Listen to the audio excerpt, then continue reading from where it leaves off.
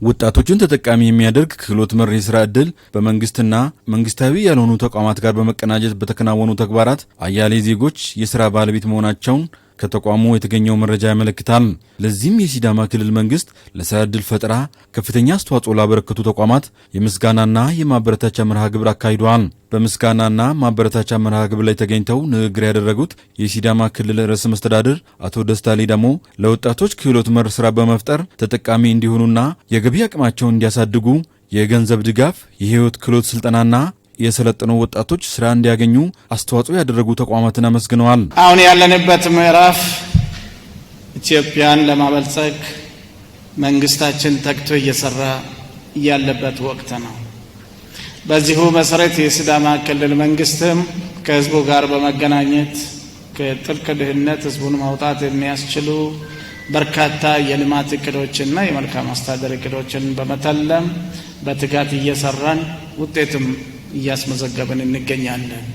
በዚሁ ማይከፍ በርካታ ሊሰሩ አገራቸውንም ሊለውጡ ራሳቸውንም ሊለውጡ የብልጽግና ጉዞን ሊያሳልጡ የሚችሉ አቅም ያላቸው ወገኖች ለይተን ለነዚህ ወገኖችም ምቹ የሥራ አካባቢን በመፍጠር የጎደላቸውን በመሙላት እና የሥራ ዕድልን በማመቻቸት የልማት አቅምና ሞተር አድርገን ለመጠቀም ከፍተኛ ርብርብ እያደረግን እንገኛለን። ለዜጎች የሥራ ዕድል ፈጠራ የክልሉ መንግስት እያከናወነ ያለው ተግባራት ጎን ለጎን መንግስታዊ ያልሆኑ ተቋማት ለተግባራቱ ማነቆ ለነበሩ ችግሮች አስፈላጊውን ድጋፍ በማድረግ ውጤት እንዲመዘገብ ማስቻላቸውን አድንቀዋል።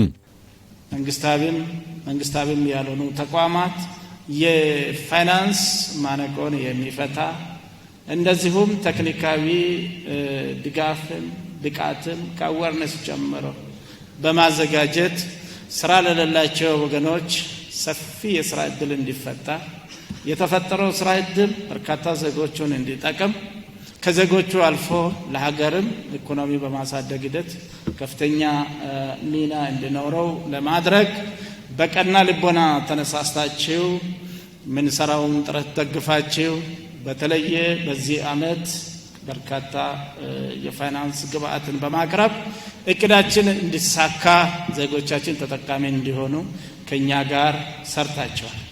በቅርቡ ስራ ዕድል ፈጠራ ስራ አፈጻጸም ገምግመን ነበረ።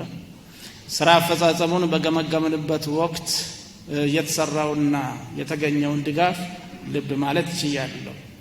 ስለዚህ የታየው ውጤት የተደረገው ድጋፍ እናንተ ማለት ነው የክልሉን መንግስት ብሎም ምንንም በእጅጉ አስደስቶናል። ተቋማቱ በዘርፉ እያደረጉ ያለውን ድጋፍ በማጠናከር የብልጽግናን ጉዞ ለማረጋገጥ በጋራ መትጋት ይገባል ሲሉም አቶ ደስታ ሌዳሞ አሳስበዋል።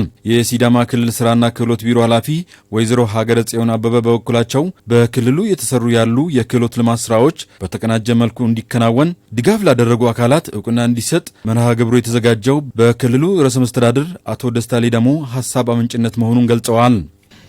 በክልላችን ውስጥ ሲሰሩ የነበሩ የሥራ ዕድል ፈጠራና የክህሎት ልማት ስራዎችን በተለይ ከቅርብ ዓመታት ወዲህ ውጤታማ በማድረግ እናንተው እዚህ የተገኛችሁ መንግስታዊ ያልሆኑ ተቋማት አመራሮችና ድርጅታችሁ ተቋማችሁ ባደረገው ከፍ ያለ ውጤት መምጣቱን መነሻ በማድረግ እየሰራችሁ ያላችሁትን ስራ በምናቀርብበት ጊዜ ክቡር ፕሬዝዳንታችን ተገኝቼ ማመስገን አለብኝ በሚል በሳቸው በኩል የተዘጋጀ ፕሮግራም ነው።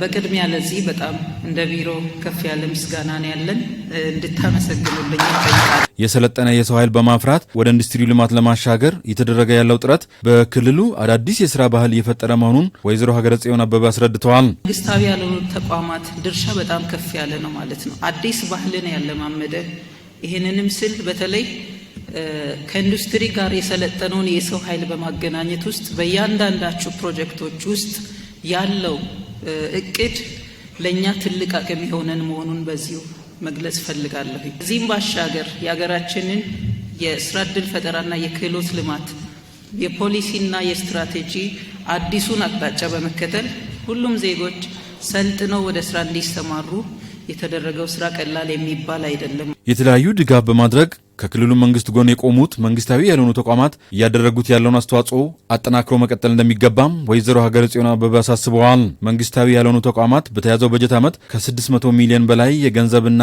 የግብዓት ድጋፍ ማድረጋቸውና ከ39 ሺህ በላይ ዜጎችን ማሰልጠናቸውም ታውቀዋል። የክልሉ ርዕሰ መስተዳድር አቶ ደስታ ላይ ደግሞ ከተለያዩ ተቋማት ለመጡ የስራ ኃላፊዎችና ተወካዮች የእውቅናና የማበረታቻ ሰርቲፊኬት አበርክተዋል።